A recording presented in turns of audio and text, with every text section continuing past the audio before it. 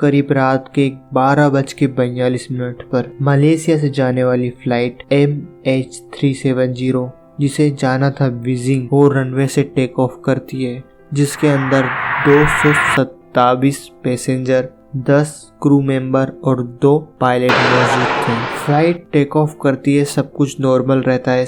Pilot के थोड़ी ही दूर जाने पर उन्हें मलेशिया एयरपोर्ट कंट्रोल की तरफ से मैसेज आता है गुड नाइट। उसके रिप्लाई में पायलट जाकिर अहमद शाह उन्हें कहते हैं good night MH370। Malaysian 370 contact Ho Chi Minh 120.9 good night. Good night Malaysian 370। ये उनके आखिरी शब्द थे जो कि सुने गए थे। क्या हुआ था उस फ्लाइट को जिसे फिर कभी देखा ना गया हो। Breaking news tonight, a Malaysia Airlines flight with 239 people on board, including 4 American. तो आइए बात करते हैं the great mystery of MH370। 1:08 तक सब कुछ नॉर्मल चल रहा था, पर उसके थोड़ी देर बाद 1:21 पर जब मलेशियन एयरलाइन ने अपने एयर ट्रैफिक कंट्रोल में यह देखा कि कहीं न कहीं MH370 उनके रेडार से गायब हो चुका है, तो उन्हें लगा ये सब कुछ नॉर्मल है।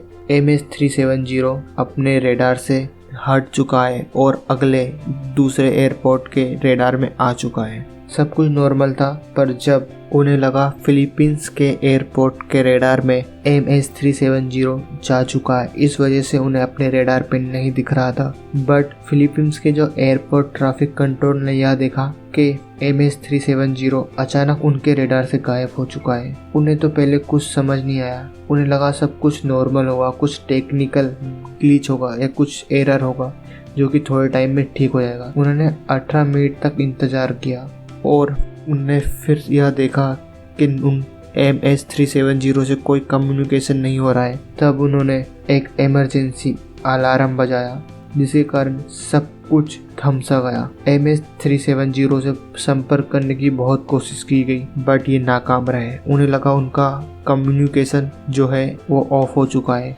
उन्होंने काफ़ी इंतज़ार किया, 4 घंटे बीत चुके थे। 6:42 पर उन्हें अब फाइनली एक सर्च ऑपरेशन बुलाया जो कि MH370 को ढूंढना था। उसके बाद कई दिनों तक MH370 को ढूंढा गया, वो उन्हें कहीं पर ना मिला।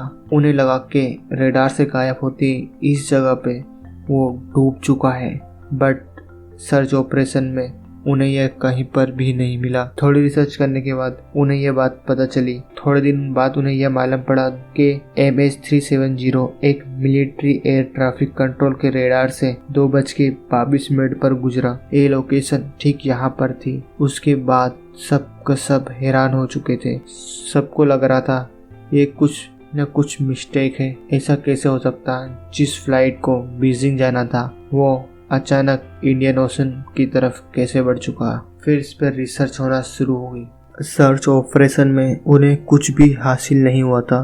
फिर एक मीटिंग बिठाई जिसमें उन्होंने यह देखा कि MH370 ने सैटेलाइट से कम्युनिकेशन करने की कोशिश की थी। हालांकि उस सैटेलाइट में उन्हें कोई भी डाटा नहीं मिला, यानी कि सिर्फ सैटेलाइट से उन्होंने सिर्फ लॉगिन हुआ था MH370।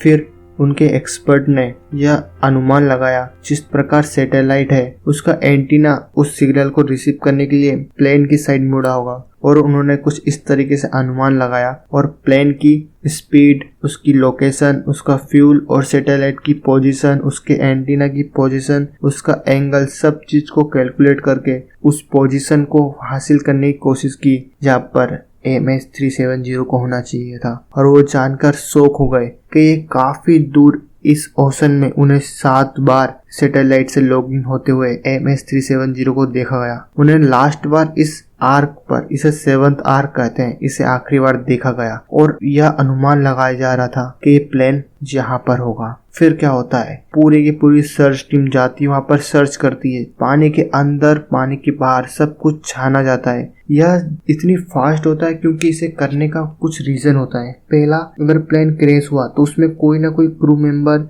पैसेंजर, पायलट, कोई ना कोई तो वहाँ पर जीवित होगा जिन्हें रेस्क्यू करना बहुत जरूरी होगा। उसके बाद अगर किसी भी कारणवश वहाँ पर कोई भी नहीं मिलता, यानी कि सारे पैसेंजर, सारे क्रू मेंबर, पायलट सब डेड मिलते, तो वहाँ पर प्लेन की बॉडी मिलती जिसमें से ये येलो बॉक्स निकाल के उसकी जानकारी निकाली जाती कि आखिरकार हुआ क्या था इस दिन, इस प्लेन को हुआ क्या जिसके साथ ऐसी घटना हुई, जिससे फ्यूचर में होने वाली घटनाओं को रोका जा सके। फिर सर्च ऑपरेशन काफी दिन तक चला, बट अब उन्हें कोई भी चीज यहाँ पर हासिल नहीं हुई। उसके कुछ साल बाद फिर से एक कंपनी थी इन्फिनिटी ओशन, उन्होंने फिर से सर्च ऑपरेशन करने की मांग की, पर इसमें $160 मिलियन यूएस पहले ही खर्च हो चुके थे। पर इन्फिनिटी ओशन ने कहा कि अगर हम आपका जहाज नहीं ढूंढ सकते तो आप हमें पे ना करें, नो पे नो फाइन। इस तरीके से वापस से सर्च ऑपरेशन शुरू हो जाता है। MS-3730 को ढूंढने का सफर लगातार चलता रहता है, बट उन्हें भी कुछ चीज, कोई नामो निशान नहीं मिलता, क्योंकि जमीन पर ढूंढना बहुत आसान है, पर पानी के हजारों फीट गहराई में किसी ऑब्जेक्ट को ढूंढना बहुत मुश्किल है। उन्होंने काफी इस जगह सर्च की, सिर्फ उन्हें वॉल्केनो और पहाड़ी जैसी चीज देखने को मिली और कुछ चीज वहां पर नहीं मिला, ना ही प्लेन का मलबा, ना ही एक भी चीज नहीं मिली। जिसके बाद फाइनली फिर मलेशियन एयरलाइन ने उस ऑपरेशन को स्टॉप कर दिया। तो आखिर हुआ क्या था उस दिन, क्या हुआ था MS-370 को, यह तो कोई नहीं जानता, बट कुछ थ्योरी सामने आई है। पहली थ्योरी सामने आती है कि पायलट सुसाइड, क्योंकि गाइस काफी समय से कुछ एयरप्लेन में ऐसी घटनाएं देखने को मिलती है, या तो एक टेक्निकल ग्लिच होता है या तो पायलट सुसाइड। अब ये पूरे के पूरे सवाल उठाए जाते हैं पायलट पर, पायलट जाहिर अहमद शाह पर, कि उन्होंने ही पायलट सुसाइड किए, यानी कि उन्होंने इस तरीके से जहाज को लाया और फाइनली फिलीपींस के थोड़ी पहले उन्होंने 180 टर्न लिया, यानी कि 183 डिग्री का टर्न ऑटो पायलट नहीं ले सकता। इसी टर्न से वो होते हुए बॉर्डर क्रॉस करते हुए यहाँ तक आए, जिसे मिलिट्री रेडार के द्वारा जांचा गया और उसके बाद उन्होंने ओशन में जाके इस प्लेन को डुबा दिया। काफी ज्यादा रिसर्च हुई और फाइनली इस बात पर मलेशियन एयरलाइन ने ना कह दिया कि ये पायलट सुसाइड नहीं है, क्योंकि जो पायलट है वो बहुत ही ज्यादा एक्सपीरियंस है। अगर उन्होंने सुसाइड की होती तो उसके पहले कुछ रीजन होता, ना ही उनको कोई टेंशन थी, ना ही उनकी कोई फैमिली बैकग्राउंड कोई था कुछ इस तरीके से, ना ही उन्हें फाइनेंशियल कंडीशन थी उनकी कुछ वीक, ऐसा कुछ नहीं था, यानी कि ये पायलट सुसाइड नहीं था। फिर लगाया जा रहा कि अनुमान ये एक हाईजैकिंग थी, इस प्लेन को हाईजैक कर लिया गया था। काफी ज्यादा रिसर्च हुई और इसमें 2 शख्स सामने आए, पर ये जो दोनों शख्स थे इन्हें सिर्फ नकली पासपोर्ट पर ट्रेवल कर रहे थे। इन्हें और जांच पड़ताल के बाद इनके पास से कोई हथियार बरामद नहीं हुआ, यानी कि यह पूरी तरीके से ना कह दिया गया फिर से कि ये कोई हाईजैकिंग नहीं हो सकती, क्योंकि इस तरीके से कोई हाईजैक नहीं कर सकता। तो आखिर क्या हुआ था MS-370 को? कुछ थ्योरी ये बताती है कि शायद इसे UFO द्वारा अगवा कर लिया गया। तो गाइस ये थ्योरी भी पूरी तरह फेल हो जाती है। फिर फाइनली इन सारी थ्योरी को मिला के एक थ्योरी सामने आती है, बताया जा रहा है कि 75% ऐसा हो सकता है। तो आइए आखिरकार हुआ क्या था उस दिन। मार्च 18, 2014 12:43 पर जब फ्लाइट टेक ऑफ हुई, उसे थोड़ी दूर जाने के बाद पायलट ने यह ऑब्जर्व किया कि उन्हें कुछ टेक्निकली ग्लिच मिल रहा है, जिस वजह से उन्होंने 180 डिग्री का टर्न लिया। उसके बाद अचानक ही कॉकपिट में आग लग चुकी थी और सारी की सारी ऑक्सीजन एकदम लो हो चुकी थी, जिससे दोनों पायलट, 10 क्रू मेंबर और 227 पैसेंजर अचानक से बेहोश हो चुके थे। उससे ऑटोमेटिक ऑटो पायलट ट्रिप हो चुका था, जिसके पास कोई डाटा नहीं था कि उसे कहाँ जाना है। वो चलता रहा।